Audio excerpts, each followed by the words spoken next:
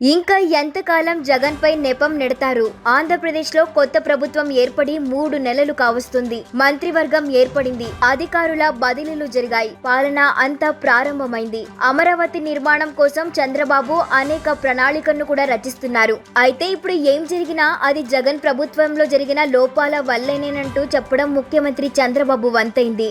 జగన్ వ్యవస్థలను నాశనం చేశాడని, ఒక్కో దాన్ని సరిచేసుకుంటూ వెళుతున్నామని చెబుతున్నారు. అయితే అధికారంలో ఉన్న పార్టీ ఇంకా ప్రతిపక్ష పార్టీలపై విమర్శలు చేస్తూ గత ప్రభుత్వం చేసిన నిర్వాకం అంటూ నెపాన్ని నెట్టేందుకు ప్రయత్నం చేస్తుంటే ప్రజలు ఏ మేరకు హర్షిస్తారని ప్రశ్న తలెత్తుతోంది.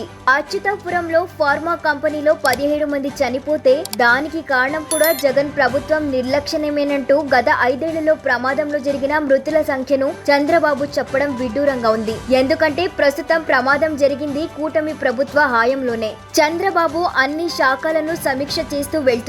అయితే యాజమాన్యం తప్పును పక్కన పెట్టి గత ప్రభుత్వ వైఫల్యం అంటూ చెప్పడం ఎంతవరకు సమంజసమన్న ప్రశ్నలు సోషల్ మీడియాలో జోరుగా వినిపిస్తున్నాయి. అచ్యుతాపురం ఘటన తర్వాత మరో ఫార్మా కంపెనీలోనూ కూడా ఇదే ప్రమాదం జరిగిన విషయాన్ని గుర్తు చేస్తున్నారు. ఇక పంచాయతీ రాజ్ వ్యవస్థను జగన్ ప్రభుత్వం నిర్వీర్యం చేసిందని నేడు కూడా గ్రామ సభల్లో చెప్పారు. తాము అధికారంలోకి వచ్చిన తర్వాత జరిగే అభివృద్ధి పనుల ప్రస్తావన లేకుండా గత ప్రభుత్వంపై తప్పులు రుద్దే ప్రయత్నించడం తప్పించుకునేందుకేనన్న కామెంట్లు కూడా వినిపిస్తున్నాయి.